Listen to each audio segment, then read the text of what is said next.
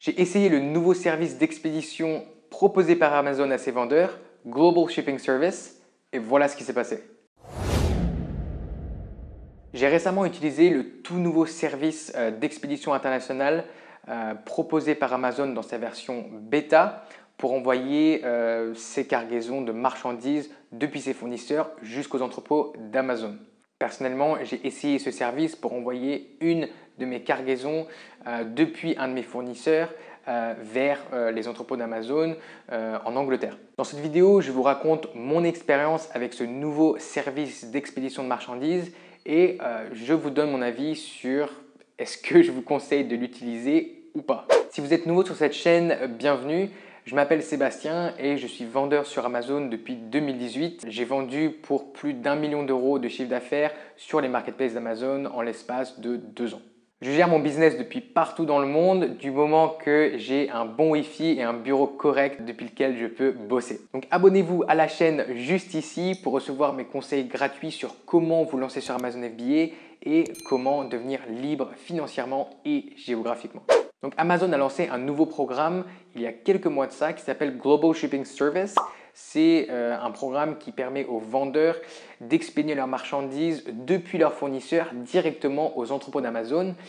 C'est Amazon qui gère tout ça, tout est centralisé dans Seller Central et vous pouvez accéder à la page depuis l'onglet spécifique à la création d'expéditions dans votre Seller Central. Au début, quand j'ai vu ça, je me suis dit qu'Amazon venait de faire un grand pas vers une domination totale du commerce international.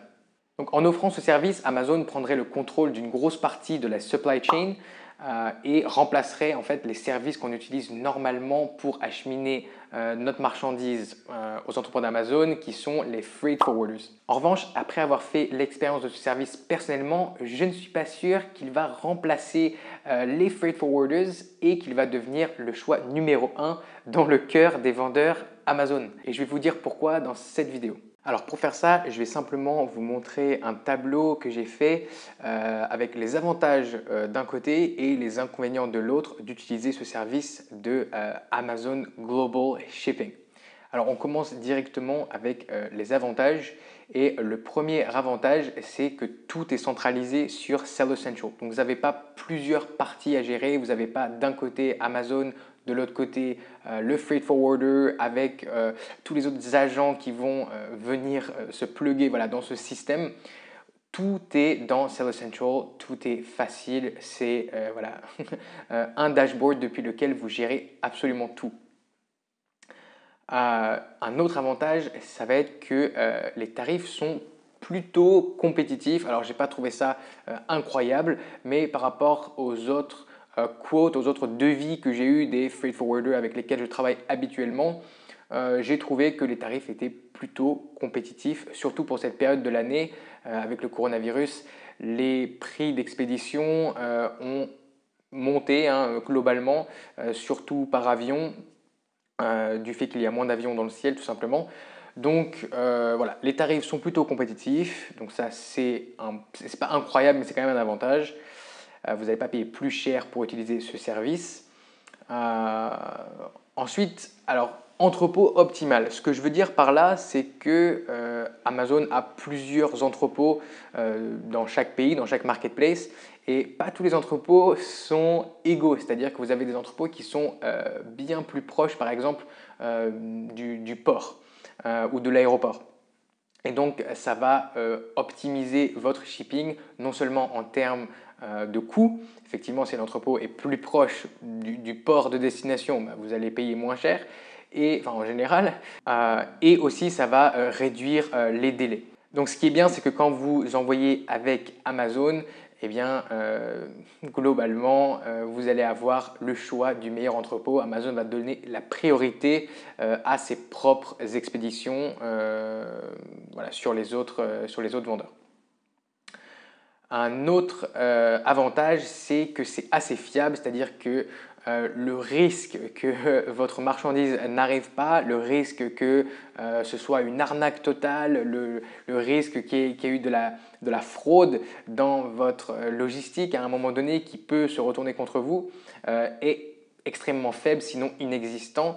C'est-à-dire que vous utilisez quand même le service d'Amazon qui a été passé en revue par Amazon donc, et aussi approuvé par Amazon. Donc a priori à ce niveau-là, ça va. Et le dernier avantage, ça va être que vous pouvez en fait traquer votre marchandise, votre expédition sur Seller Central. Et vous pouvez faire ça, on va dire, instantanément. Donc il y a des updates à chaque fois qu'il y a quelque chose de nouveau qui se passe dans votre expédition. Par exemple, votre expédition est partie, votre expédition est arrivée à la douane, votre expédition a passé la douane. Donc toutes ces choses-là, vous êtes au courant et c'est un petit peu plus facile grâce au dashboard de Seller Central que si vous bossez avec un freight forwarder où souvent ça va être beaucoup d'échanges d'emails. Donc voilà, c'est tout pour les avantages, c'est déjà pas mal. Mais maintenant, on passe aux inconvénients parce que vous allez voir, ce service malheureusement comporte pas mal de désavantages. Alors le premier inconvénient, c'est la communication avec le support vendeur. Ça, c'est sans doute le pire. Les freight forwarders, les agents logistiques avec lesquels vous travaillez normalement, c'est très important que vous ayez une bonne communication avec eux. Si jamais il y a le moindre problème, le moindre délai, un problème en douane, bref, toutes sortes de choses qui peuvent arriver avec la logistique internationale, eh bien, c'est important de pouvoir communiquer rapidement et clairement. Et rapidement et clairement, ce n'est pas forcément les attributs que j'aurais donnés au support vendeur d'Amazon, malheureusement. Donc voilà, le support pour votre logistique va du coup passer par le support vendeur d'Amazon et ils ne sont pas encore au point là-dessus. Donc ça, c'est quand même un gros point noir. Ensuite, le deuxième inconvénient, c'est que vous devez donner plus d'informations sur votre business à Amazon. Qu'est-ce que je veux dire par là? Donc, le nom de votre business, ils l'ont déjà. Votre numéro de TVA, ils l'ont déjà. Mais là, vous allez aussi donner à Amazon, par exemple, l'adresse de votre fournisseur. Vous allez donner le contrôle aussi à Amazon d'une plus grosse partie de votre business. Donc, d'un côté, vous devenez encore plus dépendant d'Amazon. Il y a des choses qu'on peut faire pour essayer de minimiser l'impact de ce genre de choses sur votre business, mais quand même, ça reste quelque chose à prendre en compte. Troisièmement, ce service est nouveau. C'est un service qui est encore dans sa version bêta. Donc ça veut dire que vous êtes un petit peu des rats de laboratoire. Ils sont en train d'expérimenter le service et donc, effectivement, il peut y avoir des problèmes. Tout n'est pas forcément au point. Mais ça va changer effectivement. Je ne sais pas pendant combien de temps ils vont avoir ce service en bêta avant de vraiment le proposer dans sa version, on va dire, aboutie. Mais voilà, gardez ça en tête. Si vous utilisez ce service aujourd'hui, c'est toujours en développement. Ensuite, alors ça m'a plutôt surpris. Les délais étaient au final plus longs que quand j'utilisais un freight forwarder classique. Et j'étais aussi assez déçu qu'il n'y ait pas de priorité au moment de réserver une place pour livrer la cargaison à Amazon. Quand votre expédition arrive depuis, par exemple depuis un bateau, elle est stockée ensuite dans un entrepôt proche de celui d'Amazon avant d'être livrée aux entrepôts d'Amazon. Et donc, à ce moment-là, je pensais que, vu que j'utilise le service d'Amazon, je vais avoir la priorité sur les autres expéditions, sur les autres vendeurs qui utilisent des freight forwarders. Et au final, pas du tout. Ça a été même encore plus long. Je ne sais pas pourquoi, mais ça a pris vraiment beaucoup de temps. Et donc ça, c'est une source de stress. C'est parce que vous avez votre stock qui descend, vous avez vos estimations vous savez que votre expédition, normalement, elle vous prend X semaines. Et là, ça prenait plusieurs semaines de plus, ce qui est énorme. Donc vraiment pas top. Le dernier inconvénient, c'est que pour l'instant, il propose seulement du fret aérien et maritime. C'est dommage qu'il ne propose pas l'option d'envoyer par train, par voie ferroviaire. C'est une alternative qui est plutôt intéressante normalement parce que ce n'est pas aussi lent que le bateau, mais ce n'est pas aussi cher évidemment que l'avion. Donc parfois ça aide un petit peu si vous avez des problèmes de stock d'envoyer par train. Donc voilà, si vous décidez de bosser que avec Amazon Global Shipping, vous n'avez pas cette option. On ne s'improvise pas expert de la logistique internationale, même quand on s'appelle Amazon.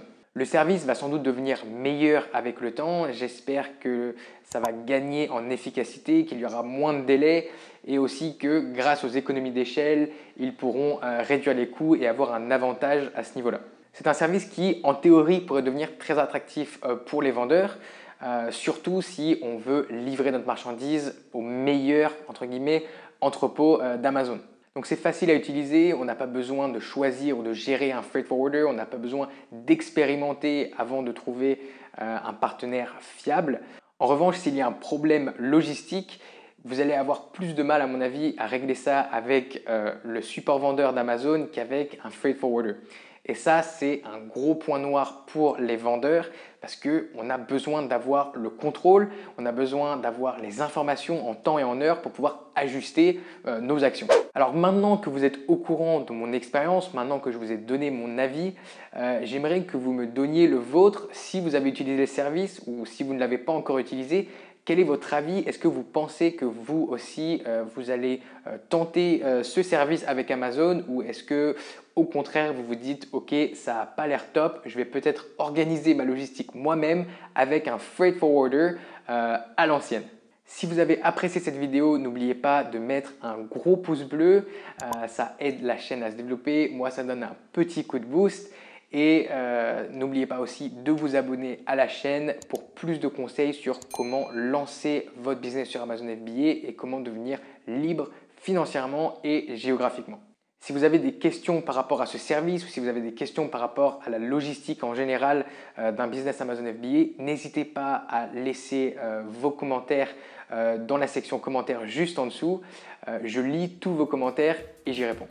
On se retrouve très vite pour une nouvelle vidéo sur Liberté Digitale.